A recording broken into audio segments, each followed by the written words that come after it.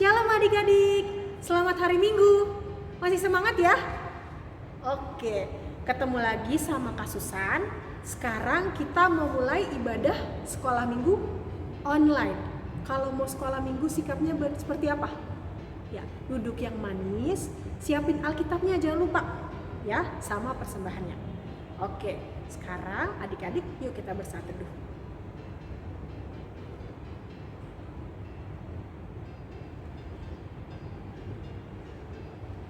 Amin. Ya, sekarang semuanya berdiri. Ayo, yang belum berdiri, ayo berdiri. Sudah? Semuanya bergerak, semuanya nyanyi, sukacita memuji Tuhan. Yuk kita nyanyi sama-sama.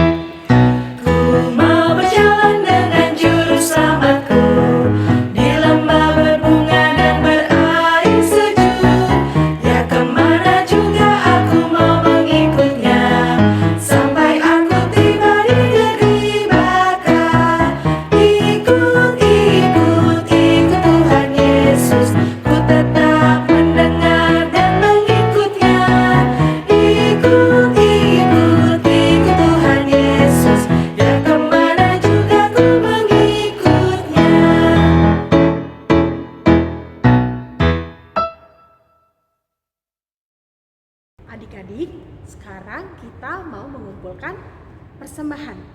Yuk kita sama-sama memberikan yang terbaik buat Tuhan, ya. Disiapkan persembahannya. Kita beri persembahan sambil menyanyikan lagu Kidung Jemaat nomor 439 dengan judul Bila Topan Keras Melanda Hidupmu.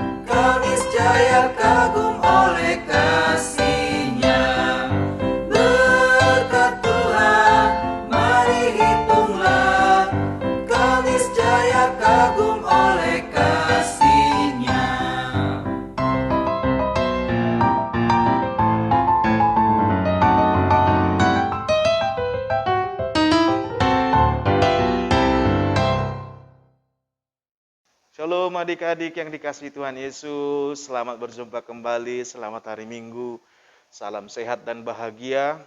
Nah, kita mau belajar dari firman Tuhan. Di minggu ini masih dalam peringatan akan sengsara Tuhan Yesus Kristus. Tapi mari kita dulu berdoa. Mari kita berdoa. Bapa, di dalam nama Tuhan Yesus Kristus, terima kasih dan segala puji, syukur, hormat bagi nama Bapa, karena kasih-Mu yang memelihara hidup kami hingga saat ini. Dan sebentar, biarlah kami belajar dari firman Tuhan, mengingat kesusahan dan penderitaan Yesus Kristus, supaya kami menjadi anak-anak Tuhan. Tolonglah kami Tuhan, ketika kami belajar dari firman Tuhan, kuasai hati dan pikiran kami, dan dengan Roh Kudus-Mu ajarilah kami. Di dalam nama Tuhan Yesus Kristus. Amin. Amang buka dulu maskernya ya. Ya, ada yang kasih Tuhan, di minggu ini namanya Minggu Okuli. Okuli itu artinya mataku tertuju kepada Tuhan. Kita mau fokus, terarah dan mengarah kepada Tuhan. Oke? Nah, firman Tuhan untuk minggu ini diambil dari Markus 14 ayat 43 sampai dengan ayat yang ke-50. Ini tentang Tuhan Yesus ditangkap. Adik-adik mari ikuti pembacaan ini, yang punya Alkitab dibuka Alkitabnya, ikuti pembacaan ini ya. Waktu Yesus masih berbicara, muncullah Yudas, salah seorang dari ke-12 murid itu, dan bersama-sama dia serombongan orang yang membawa pedang dan pentung, disuruh oleh imam-imam kepala, ahli-ahli Taurat dan tua-tua. Orang yang menyerahkan dia telah memberitahukan tanda ini kepada mereka. Orang yang akan kucium itulah dia, tangkaplah dia, dan bawalah dia dengan selamat. Dan ketika ia sampai di situ, ia segera maju mendapatkan Yesus dan berkata, "Rabi," lalu mencium dia. Maka mereka memegang Yesus dan menangkapnya. Salah seorang dari mereka yang ada di situ menghunus pedangnya, lalu menetapkannya kepada hamba imam besar, sehingga putus telinganya. Kata Yesus kepada mereka, "Sangkamu aku ini penyamun, maka kamu datang lengkap dengan pedang dan pentung untuk menangkap aku. Padahal tiap-tiap hari aku ada di tengah-tengah kamu, mengajar di bait Allah dan kamu tidak menangkap aku. Tetapi haruslah digenapi yang tertulis dalam kitab suci." Lalu semua murid itu meninggalkan dia dan melarikan diri. Demikian jauh pembacaan firman Tuhan. Ada yang dikasihi Tuhan, kita yang barusan kita baca, ada beberapa istilah ini ya. Kita belajar dari istilahnya. Satu, yang namanya penyamun. Tahu artinya penyamun? Penyamun itu artinya perampok. Nah, kalau orang yang merampok itu memang itu penjahat. Dan itu sangat mencemaskan atau menggelisahkan. Dan penyamun harus ditangkap. Terus kalau dikatakan juga, biasanya kalau karena perampok, biasanya kalau penyamun itu dengan kekerasan. Makanya kalau ada penyamun dia harus ditangkap. Dan dengan keras juga. Nah, adik-adik yang tadi kita baca, Tuhan Yesus seperti penyamun dibuat oleh orang-orang ini. Padahal Tuhan Yesus tidak pernah berbuat jahat. Bahkan Tuhan Yesus tadi bilang kan, setiap hari kan aku di bait Allah dan mengajar, kenapa aku tidak kamu tangkap di sana? Tapi sekarang kamu datang seolah-olah mau nangkap penjahat. Nah, ada yang dikasih Tuhan, mari kita lihat di sini. Tuhan Yesus ditangkap bukan karena kejahatannya. Bukan. Tapi karena apa? Supaya kita semua beroleh berkat dan kasih karunia Tuhan. Kita yang berdosa ini menjadi anak-anak Tuhan yang dikasihi. Nah, adik-adik, mari kita lihat kisah ini tadi. Ketika Tuhan Yesus lagi berbicara nih di Taman Getsemani, selesai Tuhan Yesus berdoa, tiba-tiba datang orang dan ada seorang dari antara murid yang disebut pengkhianat. Ketika murid ini berkata kepada pasukan yang dari bait Allah, "Siapa yang kucium, dialah itu. Tangkap," katanya. Nah, tahu nggak? Yudas Iskariot namanya, dia berkhianat kepada Tuhan Yesus. Bayangkanlah adik-adik yang dikasih Tuhan. Tuhan Yesus bukan cuma menderita ditangkap, tapi dia dikhianati. Lalu di ayat terakhir tadi Tuhan Yesus ditinggal oleh para murid yang lain. Artinya dikhianati berarti di apa ya namanya? Dikhianati itu berarti dia dibohongi dan ditinggalkan. Dikhianati dia dibohongi dan juga dimanfaatkan untuk ditinggalkan dan memperoleh keuntungan dari sana. Yudas menjual Tuhan Yesus dengan harga 30 keping perak. Nah, ada yang dikasih Tuhan, lihatlah betapa menderitanya Tuhan Yesus. Tetapi tahu nggak, seperti khotbah beberapa minggu lalu, sesungguhnya kesusahan kita yang Tuhan Yesus tanggung. Semua kita pasti pernah kan dibohongin. Adik-adik pernah merasa kecewa kan ditinggal. Adik-adik pernah merasa kecewa kan diperlakukan dengan tidak baik mungkin oleh teman, oleh siapapun. Bayangkanlah Tuhan Yesus menanggung itu supaya apa? Supaya kita menjadi anak-anak Tuhan. Nah, adik-adik yang kasih Tuhan, lihatlah. Tuhan Yesus tetap taat walaupun diperlakukan demikian. Dia tetap mau melakukan kehendak Bapa. Artinya apa? Kalau ada kamu dibohongi atau ditinggalkan orang lain, atau merasa keinginanmu tidak dicapai, tidak tercapai, jangan pernah tinggalkan Tuhan. Atau menjadi marah lalu menjadi berdosa. Tidak. Tuhan Yesus justru sampai ditangkap, dianggap sebagai penjahat, Tuhan Yesus tetap taat. Kenapa? Karena jangan pernah kita jatuh ke dalam dosa hanya gara-gara kekecewaan, kemarahan, atau karena ingin membela diri. Nah, dari yang kasih Tuhan, lihatlah. Tuhan Yesus ditangkap supaya kita beroleh kasih karunia. Itu penderitaan yang harus Tuhan Yesus alami. Nah, kalau kamu merasa susah, ingat derita Tuhan Yesus ya. Kalau kamu ditinggalin teman-teman atau kamu ditinggal mama papa lagi pergi sebentar, tinggal ya. Atau kamu merasa dibohongi oleh orang lain, jangan menjadi berdosa. Ingatlah, ketika Tuhan Yesus tetap setia, Tuhan Yesus mengajarkan kita. Kita bisa tetap setia kok. Kalau kita mau mengingat derita Tuhan Yesus, maka kita tahu yang saya alami ini nggak seberapa dibandingkan yang Tuhan Yesus alami. Nah, oleh karena itu ada yang kasih Tuhan, mari ingat selalu ini. Mengapa Tuhan Yesus menderita? Supaya kita mampu bertahan dalam penderitaan. Supaya kita menjadi anak-anak yang kuat, nggak gampang cengeng, nggak gampang mengeluh, nggak gampang sedih. Karena dengan mengingat kasih Tuhan, itu akan menguatkan hati kita. Nah, ada yang dikasih Tuhan, ketika Tuhan Yesus ditangkap, kita sedang mengingat penderitaan Tuhan Yesus, nanti Tuhan Yesus disalibkan, tapi nggak berakhir di situ kok. Justru semua dikalahkan. Sepertinya kan Tuhan Yesus kalah ini, ditangkap, diperlakukan seperti penjahat, lalu dia disalibkan. Tapi kenyataannya dia tidak kalah. Buktinya dia bangkit dan menjadi Tuhan. Adik-adik, kalau engkau mengalah, bukan berarti engkau kalah. Kalau engkau mau merendahkan hati, mau tetap taat, bukan berarti engkau lemah. Justru itu anak Tuhan. Anak Tuhan mau tetap mengasihi, sekalipun dia mengalami kesusahan, sekalipun dia sedang sedih, dia tetap kuat karena Tuhan Yesus adalah Bapaknya.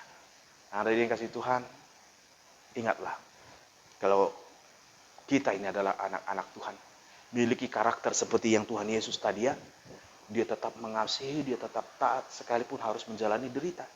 Jangan seperti Yudas, yang justru jadinya demi mencari keuntungan, dia justru menjual Yesus dan mengkhianati Yesus. Atau seperti murid Yesus yang tiba-tiba ambil pedang karena marahnya. Lalu dia pukul begini, nggak tahu putus telinganya. Buktinya Tuhan Yesus jadi marah kepada orang yang berlaku demikian. Kalau dalam kitab Matius dan Lukas disebut, orang yang hidup dari pedang akan mati karena pedang, katanya. Tuhan Yesus tidak suka kekerasan.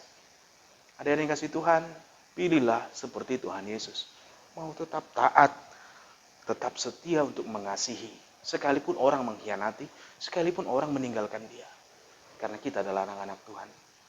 Inilah keuntungannya ketika kita mengingat penderitaan Tuhan Yesus.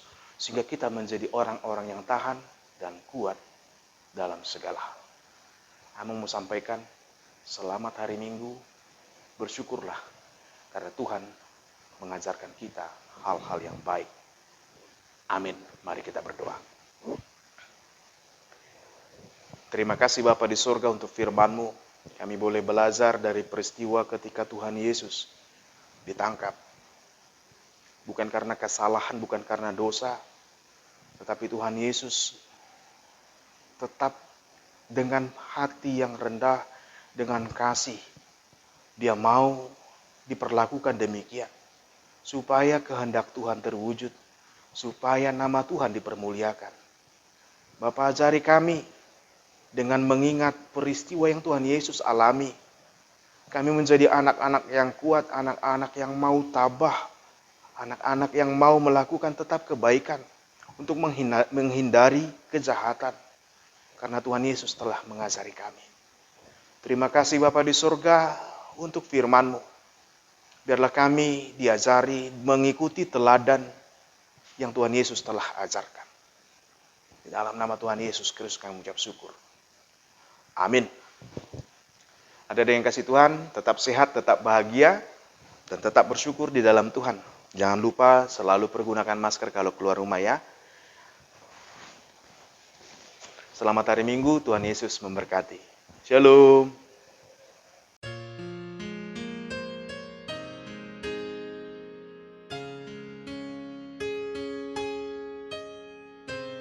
Shalom adik-adik, apa kabarmu hari ini? Kakak berharap kalian dalam keadaan baik dan tetap semangat untuk belajar tentang firman Tuhan.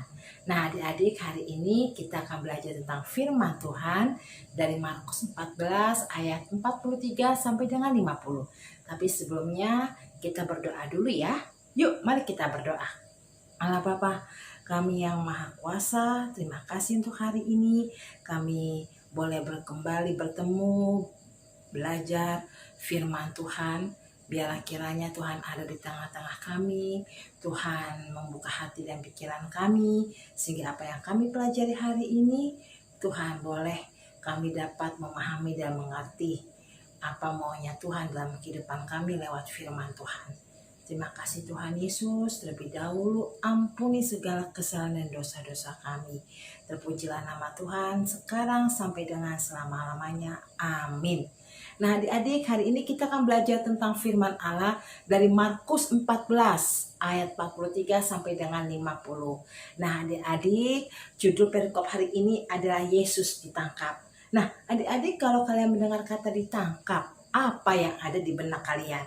Pasti adalah suatu kejadian yang tidak menyenangkan, bukan? Kejadian yang mengintimidasi seseorang, yang dimana mereka ditangkap pasti ada bukti-bukti, ya. Mereka ditangkap tidak dengan sembarangan, apalagi kalau yang menangkapnya adalah pihak berwajib atau polisi. Nah, seperti kisah pelajaran kita hari ini, yaitu tentang Yesus ditangkap. Yesus ditangkap bukan oleh polisi adik-adik, tetapi oleh imam-imam ahli Taurat, yang dimana Yesus ketika itu sedang berdoa di Taman Getsemani, ya, ditemani oleh beberapa muridnya. Kenapa Tuhan Yesus bisa ditangkap? Apa salahnya? Nah, adik-adik, kita semua sudah tahu kalau Tuhan Yesus itu tidak pernah ada kesalahan, ya. Tuhan Yesus datang ke dunia untuk mengajar firman Tuhan. Nah, adik-adik, pada saat itu ketika Tuhan Yesus mengajar firman Tuhan, ajaran Tuhan Yesus itu lebih banyak diterima oleh masyarakat pada saat itu, oleh bangsa Israel pada saat itu. Karena ajaran Tuhan Yesus itu tidak menggurui. Ajaran Yesus itu simple, sederhana, ya. Ajaran Tuhan Yesus itu tidak hanya dengan kata-kata, tapi dengan Tuhan Yesus tunjukkan dengan action, ya, yaitu dengan apa? Dengan penyembuhan, ya, dengan apa lagi? Dengan lawatan, banyak lainnya. Sehingga pada saat itu ahli-ahli Taurat dan orang Farisi tergeser kedudukannya, ajarannya kalah pamor, ya, sehingga mereka itu gondok, mereka iri, mereka dengki, mereka mulai nggak suka sama Tuhan Yesus.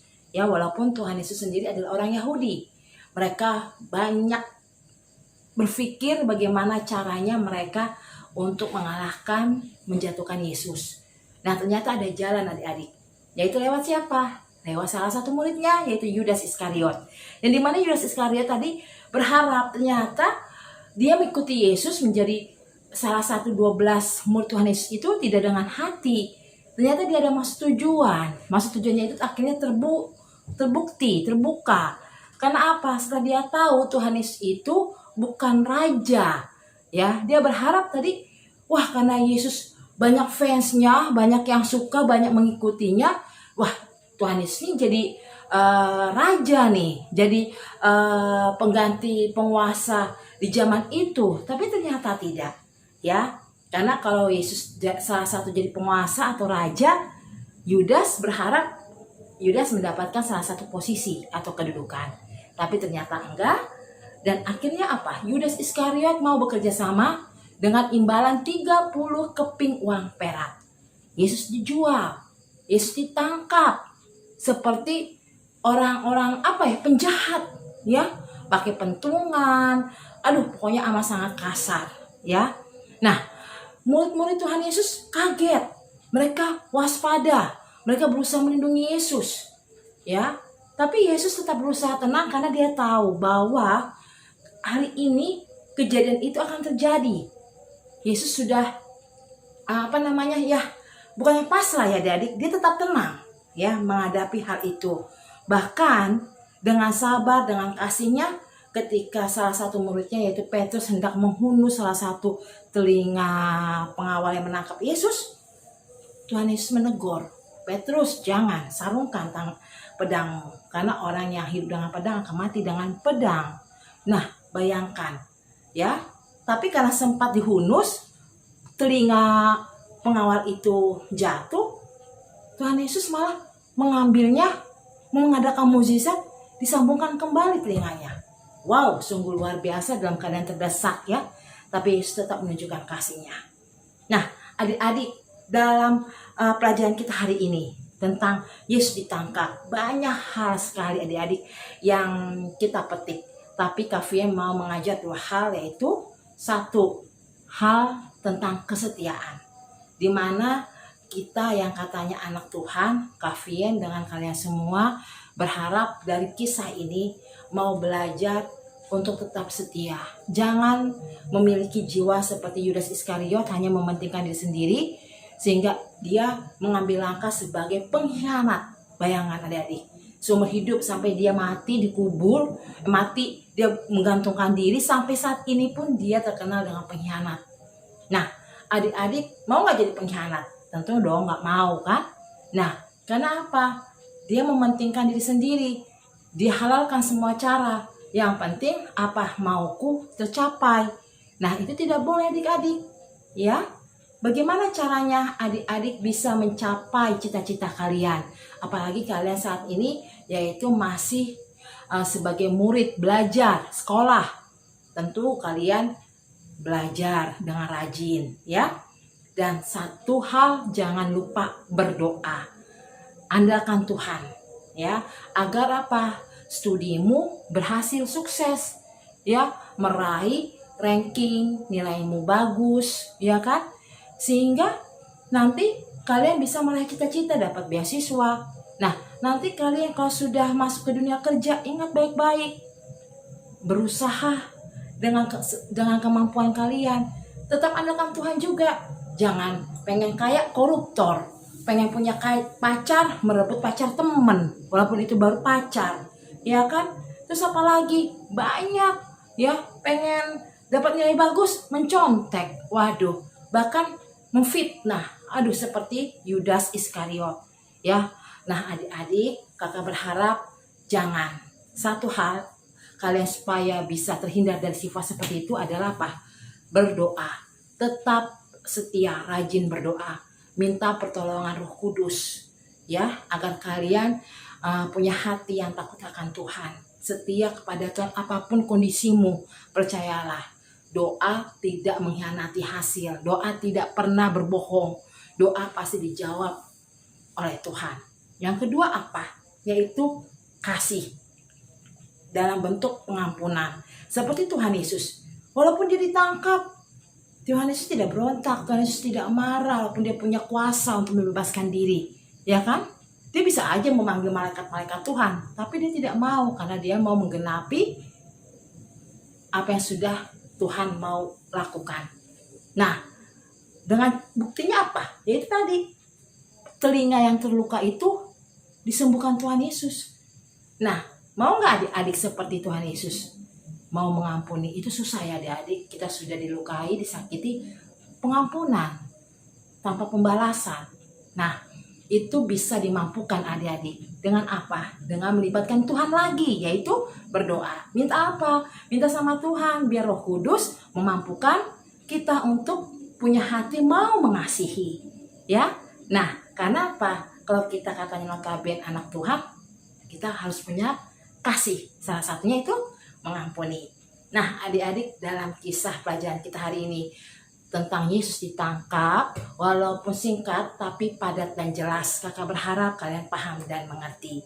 Semoga pelajaran hari ini banyak manfaat buat kalian, ya. Nah, terima kasih adik-adik untuk semua untuk hari ini. Sebelum kita tutup, yuk kita berdoa.